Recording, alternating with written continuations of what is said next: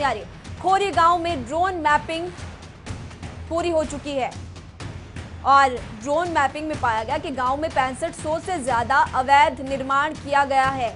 गांव में तकरीबन 5000 मकान बने हुए हैं। ये इस वक्त की बड़ी खबर आपको बता रहे हैं। 80 दुकान, 36 धार्मिक स्थल भी मौजूद है इस गांव में।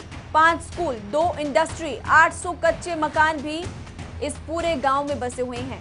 करीब 170 एकड़ भूमि पर पूरी की पूरी कॉलोनी बसी हुई है। तो फरीदाबाद से इस वक्त की बड़ी और अहम जानकारी, क्योंकि सुप्रीम कोर्ट की तरफ से अवैध निर्माण को हटाने का फैसला, अब आदेश यहां पर दिए गए हैं। पूजा शर्मा इस खबर पर हमारे साथ ज्यादा जानकारी के लिए जुड़ी हुई हैं। पूजा, यहाँ पर मुश्किलें अब लगातार जो लोग वहां पर रह रहे हैं उनकी बढ़ती जा रही है, और क्योंकि ड्रोन मैपिंग के जरिए अब बड़ा यहाँ पर खुलासा किया गया कि यहाँ पर भारी तादाद में लोग मौजूद है। बिल्कुल महिमा, देखिए 170 एकड़ जमीन पर कब्जा है। 6563 कच्चे व पक्के मकान यहाँ बन चुके हैं और हैरानी की बात यह है कि 877 प्लॉट ऐसे तैयार हैं जहाँ पर जमीन बेचने के लिए जो है भूमाफिया लगे हुए हैं। तो ऐसे में अब जो है जिस तरह से प्रशासन ने कवायद शुरू की है वहां पर ड्रोन मैपिंग करवाने के बाद, अब किसी भी वक्त रणनीति बनाकर प्रशासन वहां पर तोड़फोड़ की कार्रवाई को अंजाम दे सकता है, क्योंकि विरोध का सामना भी जो प्रशासन जाएगा वहां पर तोड़फोड़ के लिए उसको करना पड़ सकता है, क्योंकि सीधे तौर पर लोगों का कहना है कि यदि वहां पर अवैध निर्माण थे तो स्कूल क्यों बनाए गए, कंपनियां क्यों स्थापित की गई, जो 20 मंदिर है वहां पर, 12 मस्जिद है। तो ऐसे में धार्मिक स्थलों की कुल संख्या वहां पर 36 के आसपास है। तो ऐसे में अब धार्मिक स्थलों में तोड़फोड़ को लेकर भी अलग कमेटी प्रशासन बना रही है, क्योंकि कहीं ना कहीं वहां पर भी विवाद पैदा हो सकता है। जो लोग हैं वो काफी लोग ऐसे हैं जिन्होंने खुद पलायन करना शुरू कर दिया है।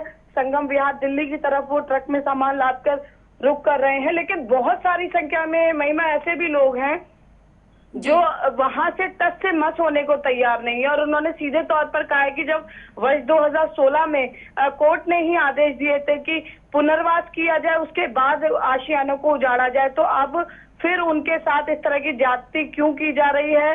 बिजली पानी के कनेक्शन काटकर जो है लोगों को परेशान किया जा रहा है, ऐसा उन लोगों का कहना है।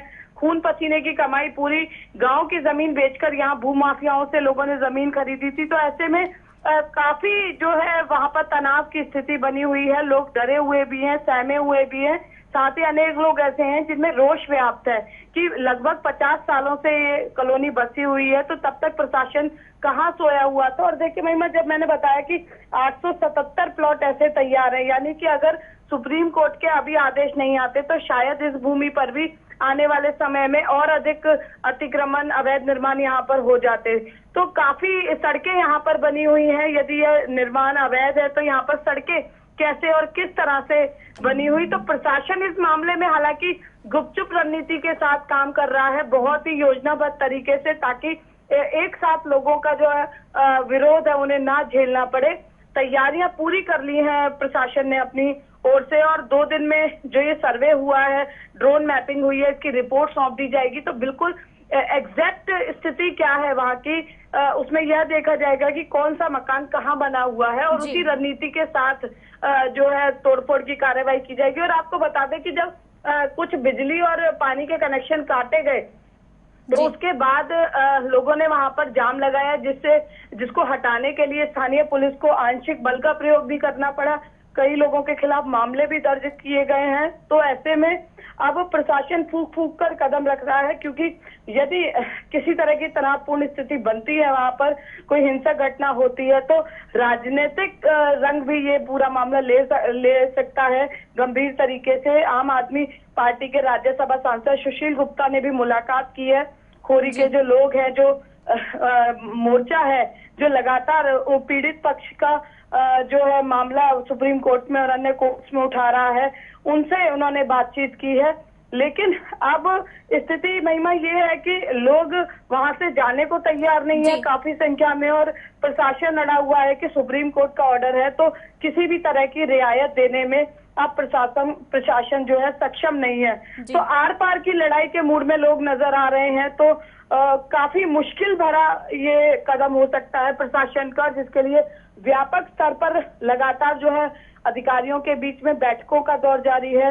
नगर निगम कमिश्नर, पुलिस कमिश्नर और डिप्टी कमिश्नर सब मिलकर संयुक्त रणनीति बना रहे हैं और ये भी इसी रणनीति का हिस्सा है जो दिल्ली के अधिकारियों से बिजली के कनेक्शन जो है काटने की जो बात कही गई है, बिजली जो सप्लाई की जा रही है कि यदि सुविधाएं ही नहीं मिलेंगी तो लोग अपने आप वहां से मकान खाली करके चले जाएंगे।